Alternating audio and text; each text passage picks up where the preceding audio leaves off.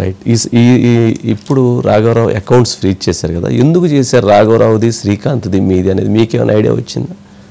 ఏ అంశంలో చేసి ఉంటారని మీకు ఏమైనా ఐడియా వచ్చింది? ఏసీబీ వాళ్ళు పిలిచారు కదా, ఇదిగో మీ అకౌంట్స్ ఎందుకు ఫ్రీజ్ చేశాము, శ్రీకాంత్ కను అదే రిజిస్ట్రేషన్లు ట్రాన్స్ఫర్లు జరుగుతున్నాయి, ఇతనికి వేరే వాళ్ళకి సంబంధాలు ఉన్నాయి, అందుకే మేము కొన్ని రోజులు దీన్ని ఫ్రీజ్ చేద్దామని అనుకుంటున్నాము అని చెప్పి. నాకు వాళ్ళ మీద నమ్మకం ఎలా వస్తుంది? ఏసీబీ వాళ్ళే నన్ను కూర్చోబెట్టి 3 గంటలు వాడు అలాంటోడు వాడు ఇలాంటోడు అని చెప్పిన పోలీసులే మళ్ళీ వాళ్ళే ఫోన్ చేసి అతను చాలా మంచోడు, అతనితో కలిసిండు, అది ఇది అని చెప్తే నేను ఇంకెవరిని నమ్మాలి? వీళ్ళనా వాళ్ళనా? అంటే వాళ్ళని కూడా ఇన్ఫ్లుయెన్స్ చేస్తుంటాడా శ్రీకాంత్?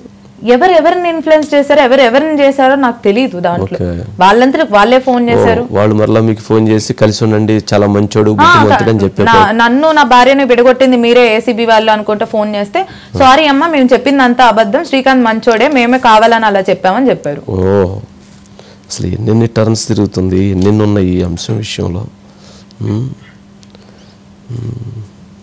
సరే, ఫైనల్గా కేఎన్ఆర్ అంటే చాలా కీలకమైనటువంటి వ్యక్తి. సరే, వాళ్ళు ఈరోజు కేఎన్ఆర్ మాకు ఎటువంటి సంబంధం లేదు అని వాళ్ళు ఒక స్టేట్మెంట్ కూడా ఇచ్చారు. శ్రీకాంత్కి కేఎన్ఆర్కి ఉన్నటువంటి రిలేషన్ అంటే మీకు ఎంతవరకు అవగాహన ఉందంటే, ఫోన్లో మాట్లాడుకోవటం కానీ, ఆ సబ్జెక్ట్స్ కానీ, ఆ డిస్కషన్స్లో కానీ?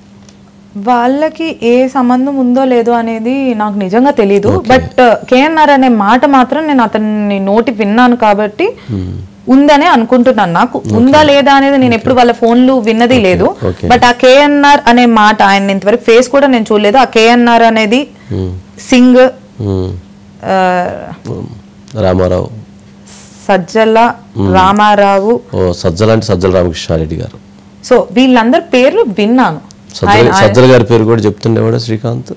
అతను వేరే వాళ్ళకి ఫోన్ లో చెప్తూ ఉన్నప్పుడు వింటమే తప్ప, సజ్జల సారా చెప్పాను, అది చెప్పాను, ఇది చెప్పాను అంటే ఇలాంటివి ఏదో చెప్తానంటే అంటే నాకు అసలు ఆ పార్టీల గురించి ఏం తెలియదు కాబట్టి నీకు చాలా విషయాలు తెలియదు, కానీ పోయి సంతకం మాత్రం పెట్టొచ్చు, ఇరుక్కొని పోయి. బద్నాం మాత్రం నేనే 700 కోట్లు 800 కోట్లు అనుకుంటాను. అదే.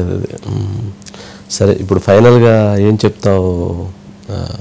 నేనేం చెప్తానంటే, వంశీ గారు మీ మహా న్యూస్ లో మాట్లాడితే గోవాకి వెళ్ళాను అని వస్తుంది. ఒకసారి మీరు క్లారిటీ తెచ్చుకోండి. గోవాకి నేను వెళ్ళలేదు, అతను ఎవరితో గోవాకి వెళ్ళాడో, లేకపోతే ఎవరిని అరెస్ట్ చేసుకున్నారో, ఎవరెవరిని చేశారో నాకు అసలు సంబంధమే లేదు. చెప్పొచ్చు కదా.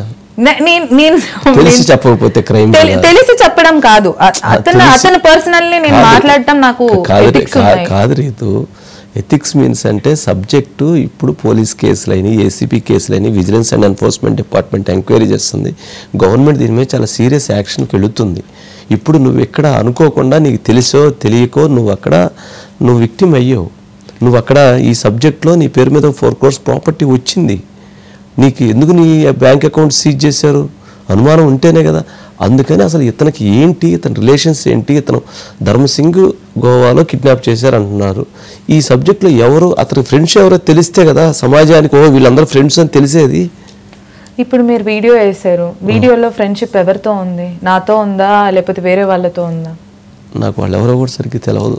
చూస్తే ఇప్పుడు విడిగా జబర్దస్త్ ఆ టైంలో ఏదో 1-2 చూడటం తప్ప. ఇప్పుడు అక్కడ నేను ఎక్కడైనా 1.5 yearలో నేను ఎక్కడైనా కనిపించానా అతని పక్కన? ఒకవేళ నిజంగానే నేను ఇప్పుడు ఏదో స్కామ్ జరిగినందుకు రీతు దీంట్లోంచి తప్పుకోవటానికి నాటకాలు ఆడుతుంది అని అంటున్నారు కదా, ఒకవేళ నేను నాటకాలు ఆడేదాన్ని అయితే ఇప్పటికిప్పుడు ఫోటోలు డిలీట్ చేసి ఇప్పటికిప్పుడు నేను నాకే సంబంధం లేదు అని అనుకోవాలి. 1.5 year నుంచి నా ప్రొఫైల్లో ఏ ఫోటో లేదు, అది ఎక్కడ ఏ ఫోటో లేదు. 1.5 year నుంచి నేను లేను. నువ్వు అనుకున్నా కూడా పోలీస్ అట్లా ఎంక్వైరీలో అట్లా ఆగదు కదా. అదే నాదేం తప్పు లేనప్పుడు నేను డెఫినెట్లీ ఎవరు పాత్రదారులు ఎవరు, సూత్రధారులు ఎవరు? మీకు నిజంగా మీకు తెలుసుకోవాలి అని అనుకుంటే మీ క్లారిటీకి ఇప్పుడు నాతో మాట్లాడారు కాబట్టి మీకేమనిపిస్తుందో మీరు చెప్పండి.